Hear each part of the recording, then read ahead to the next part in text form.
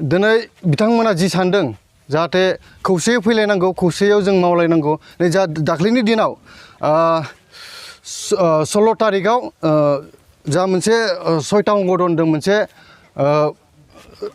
मोनसे आफाद दानाय जादोंमोन ससाइटि बेयाव अलरेडि पास जाखाबायमोन जोंना टटेलि बर' रायजो राजाफ्रा कंग्रेसावनो बयबो जुगदान होनांगौ होननानै आं दिनै बेखिनिखौ बुंनानै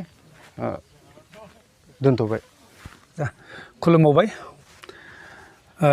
नोंथांमोननि नैबे चेनेलनि गेजेरजों आरोबाव बेखौनो फोरमायहरनो लुबैदों खायसे माहारियारि आफादफ्रा ओरैबायदि बुंनो नाजादों जे गावसोरजों गासिबो दंजोबो नै दिनैबो दं उमुखा दं थुमुखा दं नै एनडिएफबि पि फेक्सननिफ्राय नैबे आमोखाया दङ आर फेक्सननिफ्राय नैबे आमोखाया दङ सारेनार फेक्सननिफ्राय नैबे दङ बेबायदि बाथ्रा बुंनो थांगासिनो दङ आरो एस फेक्सननिफ्रायबो जे जोंजों दङ होननानै बिथांमोना बुंलांबाय थानो नागिरदों।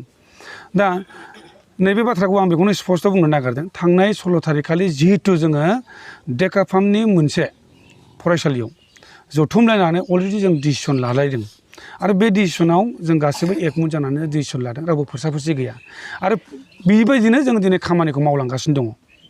दा बेनो सोरबा सासे सानै मानसिया गमामायैनो जुदि बिथांमोनजों दंमारोब्ला आं नैबेखौसो बुंगोन जे बिथांमोना माबा मोनसे गाव गावनि बेक्तिगत सार्थनि थाखायसो बिथांमोना खामानि मावनो आवगायदों जानो हागौ थाखा फैसानिबो जानो हागौ। जों दिनै मोनसे आफादनि गावनि गोग्गाथार मोनसे इस्युखौ लानानै जों दिनै खामानि मावनो आवगायदों आरो बिनि अनगायै जोंहा गुबुन बिदि माबा मोनसे गैया। रायजोनि थांना थानायनि हारि दानाय समाज दानाय गासैबो बिथिंखौ लानानै जों दिनै गासिबो जोंनि बै दिनखालिनो जोङो डिसिसन लानाय जाखादों। दा बेयाव जोंहा गुबुन मोनसे डिसिसन बेयाव आलादा बिदि गैबावा। दा बेखायनो जाय बिथांमोनहा दिनै थांमारदोंब्ला बिथांमोना जोंजों फैनानै खामानि मावनांगौ ज' मावनांगौ हारि दानाय समाज दानायनि बाथ्रा जोंहा दङ बेनिफ्राय बिथांमोनहा बेबायदि गोनो गोथो जानानै जेबो मुलाम्फा गैया। लोगोसेयैनो फैबाय थानाय 23 अक्ट'खालि जोंनि सिमेन्ट सापरि सानजारि नोगोराव जे बारग' बिटिसिनि गाहाय मावफुं सोद्रोमा बिथां हाग्रामा महिलारि जोंनि ओनसोलाव फैगासिनो दं। दा बे बाथ्राखौ लानानै जों गोबां गामियाव जोङो फोसावदिं बिलाइ हरनायबो जाखाबाय अलरेडि। दा बेखायनो आं बेखौ खावलायगोन बिटिसिनि बायजोआव थानाय जायफोरनिखि बर' रायजो राजाफोरखौबो बै समाव बिटिसि खुंथाय गोहोआव थानाय समाव बिथाङाबो नाहराखै नङा जोंखौ जथेस्थ' नाहरदों। जोंनि बे ओनसोला दिनै फ्लाड इफेक्टेड होननानै बुंजायो दैबानाजों लोमसाव जानाय जोंनि मोनसे बर' रायजो बि। दा बे बर' रायजोआ जेसेबांनोखि जोंहा समस्या जादों बेफोर समस्यायाव एसेबाबो अनसुंथाइ हरग्रा होनना बुंबा मानगोनां हाग्रामा महिलारियाबो सासे। मानोना बेखौ डिस्ट्रिबिउसन खालामदों जोंनि बर' सुबुं खौसेथि आफादनि गाहाय आफादगिरि मिहिनीश्वर बसुमतारी आदाया। नाथाय बिथाङा राननानै होदोंब्लाबो रायजो राजानो बिथाङा गावनि पकेटनिफ्राय होआखै। बिथाङा लाबोदों बै समनि BPFनि मानगोनां आफादगिरि हाग्रामा महिलारिनिफ्रायनो।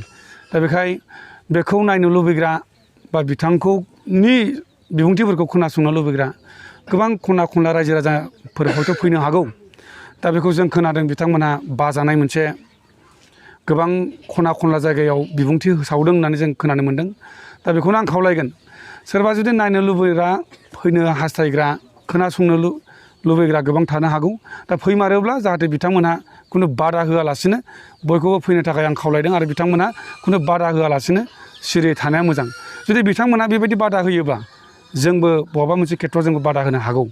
बेबायदि जुदि बादा होलायबाय थानाय जायोब्ला जुजिलायनाय जुदि जायोब्ला दिनै समाजा मोजां थासारियाव फैनाय नङा। बेखायनो आं गासै माहारियारि आफादखौ खावलायगोन जे जों जि लामाजों जोङो खामानि मावनो आवगायदों जों बिनिफ्राय वान स्टेपबो जों बेकवार्ड जाया। जोंनि उद्देश्य जोंनि थांखिखौ जों जाफुङागौ माने जों मावलांबाय थागोन।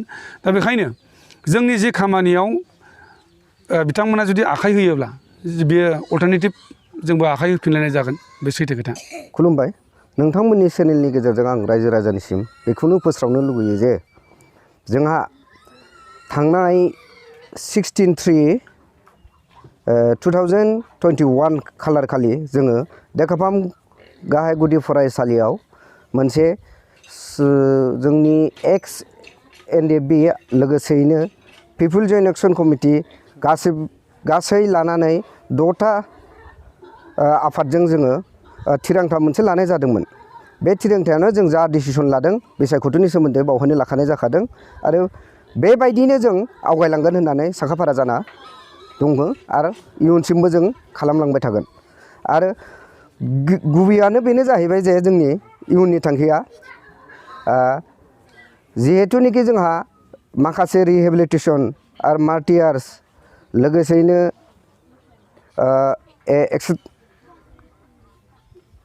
एक्सेट्रा बिदिनो जोंहा माखासे खैफोद दं बै खैफोदफोरखौ जों बोरै सुफुंलांनो हागोन गासैनि थाखायबो जोंनि मोनबा हान्जानि थाखायबो बेफोरनि थाखायनो जोङो बेफोर स्टेपखौ लानाय जादों आरो लोगोसेयैनो जोङो रायजो राजानिसिम बेखौबो फोस्रावनो सानो दिनैनि गेजेरजोंनो बे चेनेलनि गेजेरजोंनो जे फैगौ 23 अक्ट' खालार खालि जोंहा बिटिसिनि बारग' गाहाय चिफ बिथाङा जोंनि धेमाजि हालामनि गेजेराव सिमेन्ट सापरियाव बिथाङा